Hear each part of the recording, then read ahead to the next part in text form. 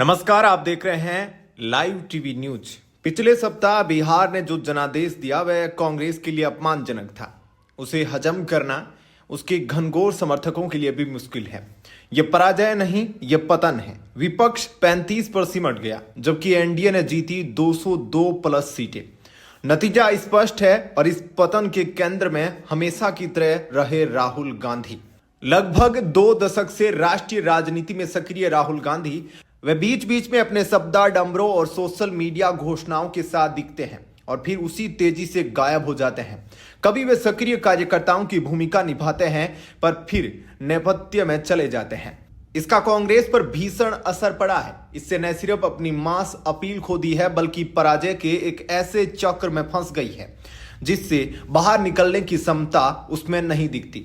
लेकिन हार के बावजूद कांग्रेस का शीर्ष नेतृत्व अपने सबसे आक्रामक मुद्दे से इंच भर भी पीछे हटने को तैयार नहीं है। राहुल गांधी का सेंट्रल नैरेटिव क्या है? वोट चोरी और एसआईआर। यह वही मुद्दा है जिसे उन्होंने बिहार और हरियाणा दोनों जगह जोर शोर से उठाया। चुनावी असर शून्य, लेकिन इसके बावजूद कांग्रेस अड़ी है। उनका आरोप है चुनाव आयोग पक्षपाती है और एसआईआर लोकतंत्र पर सीधा हमला है। सवाल यह है कि अब जमीन पर यह मुद्दा वोट चोरी नहीं बटोर रहा तो राहुल गांधी इस पर इतने क्यों अड़े हैं? मंगलवार को दिल्ली में हुई कांग्रेस की समीक्षा बैठक में भी यही आक्रामक रुख दिखा। पार्टी अब इसे सिर्फ एक चुनावी मुद्दा नहीं बल्कि लोकतंत्र की लड़ाई बताकर पेश कर रही है। एसआईआर की प्रक्रिया लोकतंत्र को खत्म कर रही है। इलेक्शन कमीशन बीजेपी की छाया में काम कर रहा है। यह वोट चुराने का सुनियोजित प्रयास है, बोले केसी वेणुगोपाल, कांग्रेस महासचिव। इलेक्शन कमीशन याद रखे कि उनकी वफादारी की शपथ बीजेपी से नहीं, देश से है। उन्हें जनता के प्रति जवाबदेह होना होगा, सरकार के प्रति नहीं, बोले मल्लिकार्जुन खड़गे, कांग्रेस अध्यक्ष। एसआईआर यानी स्पेशल इंटेंसिव रिवीजन, यह वोटर लिस्ट को अपडेट करने की प्रक्रिया है। चुनाव आयोग का कहना है कि 98% फॉर्म बांटे जा चुके हैं, जबकि कांग्रेस कह रही है कि यह मन मुताबिक वितरण है और जेन्युइन वोटरों को हटाने की साजिश है। कांग्रेस अब इसे सड़क पर लाने की तैयारी में है। तमिलनाडु कांग्रेस ने 1 करोड़ से ज्यादा हस्ताक्षरित फॉर्म जमा किए हैं। पूरे देश से 5 करोड़ फॉर्म इकट्ठा करने का लक्ष्य है। दिसंबर में दिल्ली में एक बड़ी रैली की तैयारी है। कांग्रेस अपने बूथ वर्कर्स को हर स्तर पर निगरानी करने को कह रही है ताकि बोगस वोटर न जुड़े और असली वोटर न कटे।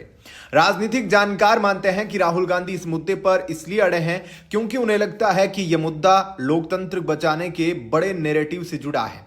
सीएए एनआरसी के बाद दलितों और मुसलमानों में वोटर लिस्ट को लेकर जो संवेदनशीलता बढ़ी है, राहुल गांधी उसे भुनाना चाहते हैं। विपक्ष में भी चुनाव आयोग के प्रति अविश्वास है और राहुल गांधी इसका चेहरा बनना चाहते हैं। लेकिन सवाल अब वही है, क्या यह मुद्दा चल रहा है? बिहार में नहीं चला, हरियाणा में नहीं चला और अब सामने खड़े हैं पश्चिमी बंगाल, असम, केरल, तमिलनाडु और पुडुचेरी के चुनाव। क्या राहुल गांधी का यह आक्रामक स्टैंड, जहां उन्हें हार के बाद भी अपने मुद्दे पर अड़े रहने का भरोसा है, आने वाले चुनावों में विपक्ष के लिए वोट बटोर पाएगा?